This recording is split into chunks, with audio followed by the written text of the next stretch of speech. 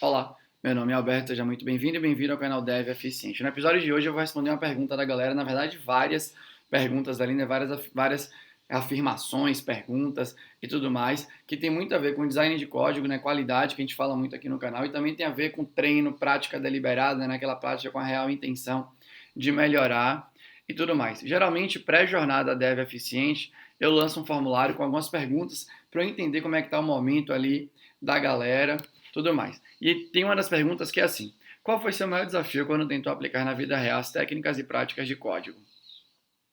Uma das respostas que eu vou pegar aqui é o seguinte: na vida real, o código nunca está parecido com o que você treinou em casa, em curso ou qualquer outro tipo de treinamento.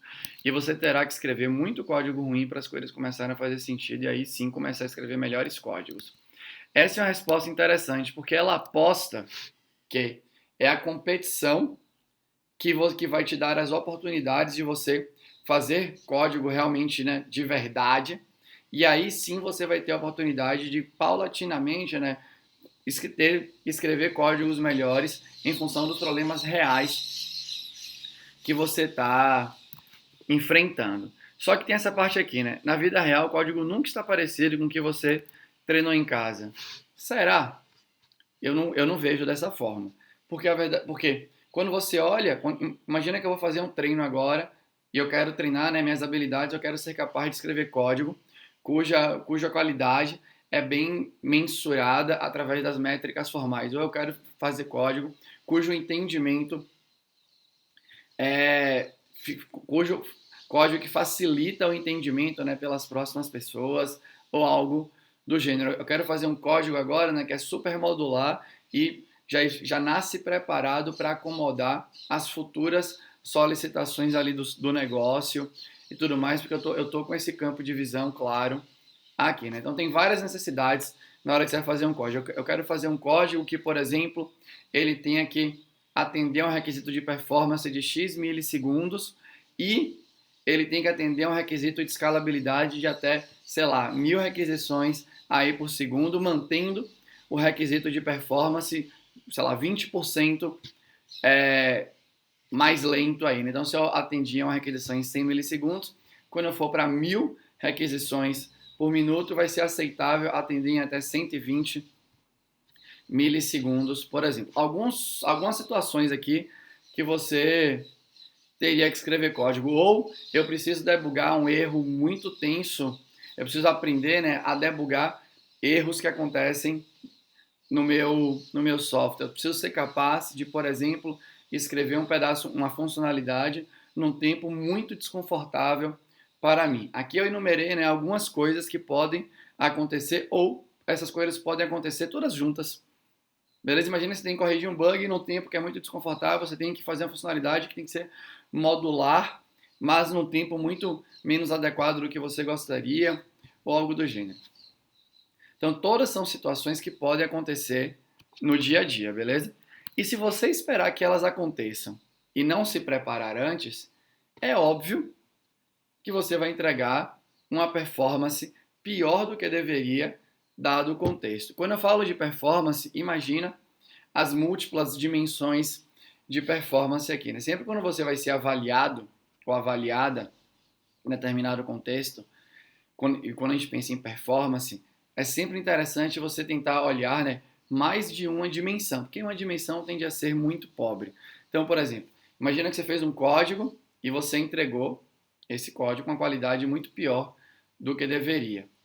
E aí, né, se forem te avaliar só pela qualidade do código, a sua performance foi ruim. Mas uma outra dimensão é a sua capacidade de se adaptar, por exemplo, a uma situação que apareceu que você não estava esperando e você teve que trabalhar ali em cima. Se for te avaliar por essa outra dimensão, apenas quer dizer que você foi muito bem, né? Você conseguiu entregar o software muito, muito rapidamente ali, num prazo muito louco e tudo mais. E aí você vai analisando outras dimensões que talvez possam existir. Tudo isso, tudo isso você pode treinar na sua casa ou em qualquer outro lugar que te forneça treinamentos que são interessantes. Então, por exemplo, imagina que você quer treinar, né? Quero me meter aqui e fazer um software muito complexo, com várias regras de negócio potencialmente complicadas ou algo do gênero. Uma coisa que a gente fez lá no trabalho, lá na ZUP, foi, putz, como é que a gente pode pensar num software difícil, né? E tal. A gente foi no Banco Central e baixou a especificação ali do Pix, né, de tudo que deveria acontecer na API do Pix lá pelo Banco Central, se eu não me engano. Tem várias funcionalidades que foram derivadas e um monte de coisa que a gente nunca implementou. Esse pode ser, por exemplo, um bom treino. Aí para você, esse é um treino que vai te exigir, né? Você pode treinar em relação a esse código, a esse projeto. Você pode treinar a qualidade do seu código, dadas métricas formais ali, né? Por exemplo, você pode treinar estratégia de modularização, como que você pode fazer a funcionalidade agora para acomodar futuros pedidos, que são evoluções daquela funcionalidade que você está fazendo nesse momento. Então, tudo isso vai te preparando para na hora que acontecer a situação na vida real, você tá melhor. Vou dar um exemplo, né, que está acontecendo comigo, mais ou menos nesse momento que eu estou gravando esse vídeo aqui no canal. Tem uma série aqui no canal, que é a série que eu chamo CDD na Prática, desenvolvendo uma API, que eu peguei uma descrição de domínio de um repositório, né, é o repositório library lá do usuário DDD by examples, tinha lá a descrição de domínio. Naquela descrição de domínio, o que eu tive que fazer? Eu tive que, da descrição, criar a minha lista de funcionalidades que estavam lá e além disso eu estou implementando aquilo. Não fui eu que escrevi aquela descrição, eu não estava junto da pessoa, então eu estou tendo que literalmente implementar um software que nem fui eu que imaginei. E isso gera, por exemplo, um acréscimo de dificuldade do seu design.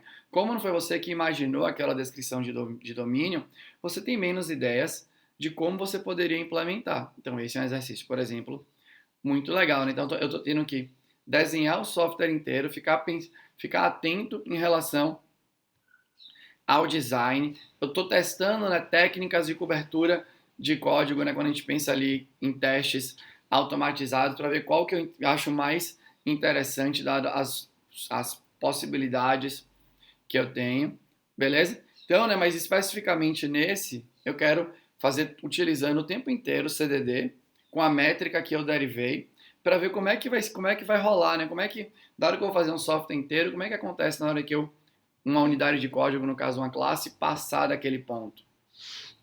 Então tudo isso vem no treino. Então, né, a coisa aqui é, o mundo real só é muito diferente do que você treinou em casa, porque o treino não era bom. Porque está cheio de situação do mundo real que você pode se nutrir. E aqui entra essa outra coisa. Se você tiver acesso a alguém, né, algum centro de treinamento, por exemplo, que consiga bolar os treinamentos baseado em realidades que já foram enfrentadas para trazer aquela realidade para o treino, aí você está se aproximando disso, né? Tentando maximizar a chance de ter passado por alguma situação que você vai rever na hora da vida real. Quer dizer que você vai conseguir ver todas? Não, pode ser, claro que não. Pode ser que a vida real, né, sempre está aí para te dar um tapinha, pum, pum, aí na sua cara para mostrar que você não conseguiu ainda olhar para tudo. Mas não é porque você não vai conseguir olhar para tudo que você não vai olhar para nada antes, beleza? Então você pode olhar para muitas coisas e aí diminuir a chance de ser surpreendido ou surpreendida na hora do vamos ver, tá? Uma outra coisa, uma outra resposta aqui que deram, né, sobre as dificuldades. Para mim, até hoje é um desafio eu analisar e ver onde eu posso aplicar tal tecnologia. Essa resposta cruza com a primeira. Por que é difícil? Porque a gente não aplicou. A gente tem que. Aqui tem uma coisa, eu já vou juntar com outra aqui, que é o seguinte, né? Tem uma outra resposta aqui que é a academia é diferente da indústria. Tem outra resposta aqui que é: o maior desafio é que os livros e cursos usam exemplos que são fora da realidade. Tudo isso se combina. Eu falei disso aqui no outro vídeo, quando a gente fala de quando eu estava analisando performance e tal. Tem, em um dos papers que eu revisei, que foi um vídeo de quase 1 hora, aqui é definido pelo paper uma função de performance. Uma função de performance por aquele paper é o seguinte: você tem que saber o que fazer, que ele chama de declarative knowledge, ou seja, o que você precisa ter as teorias para saber o que fazer. você precisa desenvolver o que ele chama de procedural knowledge e skills, ou seja, não é porque você sabe o que fazer que você consegue, naquele momento, realizar de fato aquela atividade. Eu até dei esse exemplo, né, com o lance da parada de mão, não era porque meu professor me disse o que eu tenho que fazer para fazer uma parada de mão, para onde eu tenho que me equilibrar e tudo mais, que eu saio lá fazendo. O terceiro parâmetro aí, né, dessa função, que é a motivação, que é o quanto você está interessado ou interessada em realmente buscar aquilo, porque o seu nível de interesse vai conseguir te dar a energia necessária, de acordo com o paper, beleza? Para você buscar o que precisa. Então, quando eu olho aqui, né, para mim até hoje é difícil analisar e ver onde eu posso aplicar tal tecnologia. Imagina o seguinte cenário: imagina que você quer fazer um projeto e você, por exemplo, quer experimentar, expor os endpoints via REST, ou seja, HTTP padrão, respeitando tudo do protocolo ali, né, todos os headers, tudo que o HTTP em si implementa para tentar facilitar suas comunicações, mas você também quer saber como seria fazer os mesmos endpoints expondo tudo, por exemplo, via gRPC. Aqui você tem, né, duas maneiras diferentes de expor as suas operações, beleza? E para você saber, imagina que você leu um livro, né? Você leu o artigo, o paper, por exemplo, de REST, e você leu toda a documentação, por exemplo, que está lá escrita no site do Google sobre gRPC, né, e as boas práticas. Quer dizer que só porque você leu você sabe fazer? Óbvio que não. Então você tem que fazer de fato. E aí entra, de novo, o treino, a prática deliberada, a prática com a real intenção de melhorar, o treino bom. Você pode pegar o mesmo projeto, e implementar ele em duas maneiras diferentes. Quando você fizer isso, você vai estar pegando a teoria, que é muito importante. Lembra, sem teoria, sem a teoria, você não tem repertório. Então, quem não lê é menos criativo ou criativa, é batata, não tem nem o que falar. Não, é uma conta muito fácil de você fazer, beleza? Então, mas não é porque você leu que você sabe de novo o que fazer. Então você tem que fazer, perdão. Não é porque você leu que você sabe como fazer. Você agora sabe o que. Você pegou a teoria, mas você não sabe como ainda. Então você precisa fazer de fato. Vai lá, pega dois, três projetos diferentes e expõe os endpoints de HTTP padrão, né, respeitando ali os princípios da teoria do REST.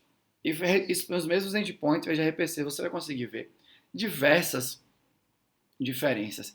E vai estar muito mais preparado ou preparada para quando a situação aparecer na vida real, você poder fazer o seu julgamento, né? Beleza, via gRPC realmente é muito mais rápido do que via HTTP padrão, utilizando os princípios ali do REST. Mas o que eu poderia fazer? Mas só que o gRPC é muito menos maduro em relação ao conjunto de tecnologias para facilitar a minha vida como desenvolvedor ou desenvolvedora. Então, o que eu poderia fazer lá do lado do REST para chegar mais próximo, por exemplo, do gRPC? Tem como eu fazer? Ou não tem como eu fazer? E aí você, praticando em cima da teoria, você vai desenvolvendo a sua skill. E aí, com a sua skill, seu conhecimento procedural, fica muito mais fácil de, na hora que a coisa aparecer na vida real, você, de fato, conseguir analisar, né? A mesma coisa vale, por exemplo, para princípios arquiteturais. Então, imagina que você quer fazer, né, botar como padrão arquitetural uma arquitetura que pressupõe que você vai ter muita mudança de requisitos você vai ter muita mudança, perdão, de tecnologia e você precisa acomodar essas mudanças de tecnologia. E aí você vai para uma dessas arquiteturas com múltiplas camadas, né, sei lá, hexagonal, inspirado lá no Clean Architecture ou qualquer uma dessas daí. Como é que você vai saber qual que se adequa mais? De novo, você pode pegar um projeto e fazer ele inteiro baseado em uma, fazer ele inteiro baseado em outra. Só para deixar claro, né, o Clean Architecture e Porting Adapter e tudo mais, tudo tenta fazer a mesma coisa, né, com nomes ali diferentes e tal, que é deixar o seu código protegido, a sua lógica de negócio protegida de mudanças de tecnologia especificamente. Então você pode treinar em cima de vários desses princípios arquiteturais para verificar. Faz o mesmo software. Por exemplo, pega o projeto que eu estou fazendo aqui no canal lá da API, né, que eu utilizo o CDD da API de empréstimos e devoluções da biblioteca, implementa ele. Ó. Eu, utilizando portas and adapters, né, a hexagonal padrão lá, Clean Architecture, faz ele sem nenhuma dessas duas coisas, que é como eu faço ali, né? Eu só pago o preço dos frameworks que eu decido utilizar, mas a minha linha de design é o CDD, a minha linha de arquitetura basicamente faço o que precisa, olhando para a funcionalidade e respeitando os princípios da orientação a objetos, que é o paradigma que eu mais domino. Aí, né, os princípios que eu entendo que são bons, os que não são eu vou mudando, não tô nem aí. Beleza? Mas você pode fazer o mesmo projeto 3, 4 vezes, com 3, 4 coisas diferentes para você se testar. Por exemplo, eu quero tentar, né, fazer o meu projeto tentando fazer uma divisão com queries, por exemplo, né, e comandos ali, né, que é a base para você chegar, por exemplo, na arquitetura inspirada no tal do CQRS ali. Você pode fazer, de novo, um projeto só com isso, outro projeto sem isso, para verificar todas as possibilidades. Se você não fizer, só ler os livros, só ler, né, os artigos principais, ou pior, ler os posts que tem na internet, que tem pouca referência, né, que aí já é um telefone sem fio, se o post realmente não tiver referência para como foi construída aquela ideia. Se ficar só lendo, você vai saber o que fazer, você até vai conseguir explicar, por exemplo, mas na hora que a parada aparecer, você não vai estar com a skill pronta para realmente aplicar uma coisa ou outra coisa. Beleza? Eu já peguei caso onde a pessoa sabia o que era orientação a objeto, polimorfismo, por exemplo, né, bind dinâmico, e eu peguei o código que tinha um if else clássico para ser resolvido via polimorfismo. Padrão, assim, não tirava nem colocava nada, padrão. E não era resolvido. Por quê? Porque se você não treina e perde a oportunidade de se criticar, de experimentar no ambiente propício, você vai estar menos preparada para a hora que a parada acontecer de verdade. Então lembra, né? Analisar para saber qual tecnologia usar. O maior desafio é que os livros e cursos usam os exemplos fora da realidade. Uma outra coisa importante sobre isso daqui, né? O maior desafio é que os livros e cursos usam exemplos fora da realidade. Não. O livro não está ali, né? Ou um curso que te inicia em alguma teoria ou tecnologia, ele não está ali para te dar uma coisa completamente conectada da realidade. A teoria é transversal a múltiplas realidades. Então, uma coisa, você tem que entender isso. Quando você pega, por exemplo, o livro do Domain Driven Design, Clean Code, sei lá, qualquer tipo de livro. Eu estava procurando meu livro de Design Patterns aqui, né, que eu queria mostrar, mas também nem sei onde foi parar. Ou um livro sobre, sei lá, testes automatizados, TDD, ou algo do gênero.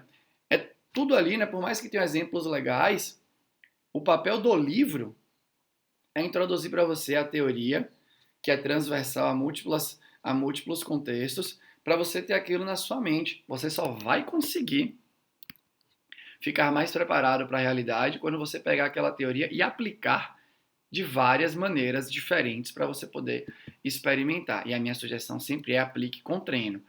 Beleza? E se você puder participar, obviamente, né? Se alguém puder, mais experiente que você, construir um treino, vai ser melhor. A mesma coisa de sair para academia sozinho e com uma pessoa que é especializada em fazer treinos para te deixar mais forte, mais preparado, mais condicionado e tudo mais. É muito diferente. Beleza? Quer dizer que você pode andar sozinho? Pode. Você pode ler vários livros, preparar seus treinos e aprendendo com o tempo. Mas se você não tiver com quem se comparar ou não tiver um mentor, você abre sempre a oportunidade do aprendizado negativo, aprendizado menos eficiente. E por aí vai. Aí tem outros aqui que eu acho que são legais, que é sempre difícil pensar numa lógica ou numa maneira que seria adequada para o problema e estruturar da melhor maneira naquele contexto, fazer um código que seja entendível ou manutenível. É a mesma coisa, beleza? Se você fizer isso muitas vezes, antes que apareça o lance do seu trabalho, o que está difícil agora vai ficar mais fácil. Beleza? Então, basicamente, Era isso que eu queria trazer para você, né? Tem um último aqui que eu estava aqui procurando, que é: tenho bastante dificuldade em aplicar design patterns. Às vezes penso ter entendido o conceito, mas não consigo aplicar. Isso está escrito no paper. Isso que é muito legal, de pegar as respostas antes para conseguir pensar, né, em prover ali uma experiência legal para a galera na jornada. Não se sinta sozinho quem respondeu isso daqui, né? Tenho bastante dificuldade em aplicar design patterns, às vezes penso ter entendido o conceito, mas não consigo aplicar. Não se sinta sozinho. Está lá, né, na função de performance, e eu acredito nessa função de performance desse paper, então realmente você tem várias linhas, né, várias teorias que os pesquisadores e pesquisadoras muitas vezes criam, e você precisa seguir uma. Essa conversa muito com a minha vida, então eu tento trazer ela, né, para os treinos e tudo mais que eu monto. Entender um conceito e aplicar é diferente mesmo. Você precisa aplicar aquele conceito muitas vezes para que ele realmente fique, ó, tranquilo, acessível na sua mente em múltiplos cenários diferentes. Então, o que acontece? Quando você pensa, né, nas teorias de aprendizado, a galera fala sobre isso, né? Você tem a força de armazenamento e a força de recuperação. Então, quando você lê um conceito por um livro, quando você ouve esse mesmo conceito por um podcast, depois você ouve e vê este conceito, né, sei lá, através de um canal do YouTube, né, um vídeo ou algo do gênero, ou você também tem contato com esse conceito, sei lá, no Meetup, conversando com uma amiga, com um amigo seu, ou algo do gênero, você está aqui, ó, colocando informação para dentro. Só que você precisa ficar bom de recuperar aquela informação para realmente conseguir utilizá-la em vários momentos diferentes, né? Que é a força de recuperação. Então, como é que você pode recuperar essa informação? Você pode fazer resumo sobre o que você leu, você pode tentar explicar para várias pessoas diferentes, né, o que você consumiu aí. E também você pode fazer código, dado que a gente está falando aqui de desenvolvimento, você pode fazer código para recuperar aquele conceito que você consumiu e conseguir de fato aplicar num sistema. Beleza? Então não se sinta sozinho ou sozinha quem escreveu isso. Tá tudo bem. É isso mesmo. Não é porque você leu que você sabe como fazer. É diferente mesmo. São duas coisas completamente.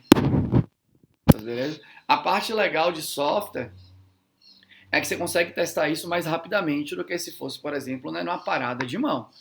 Beleza? Não é porque eu li e vi um vídeo sobre alguém ficando de ponta cabeça que eu vou sair aqui da minha cadeira e ficar de ponta cabeça automaticamente. Então o software traz essa beleza, como eu já falei anteriormente, também é o calcanhar de Aquiles. Não é porque você fez uma linha de código que agora você sabe aplicar aquele conceito, né? Não é porque você seguiu exatamente o que estava escrito no livro, o código que estava lá mostrado, já exemplificado, né, escrito, você foi lá e copiou, funcionou. Beleza, você recuperou uma vez um código já pronto, ainda não é o suficiente para você conseguir aplicar enxergar a aplicação daquele conceito em múltiplos cenários e realmente ser capaz de implementar aquele conceito. Beleza?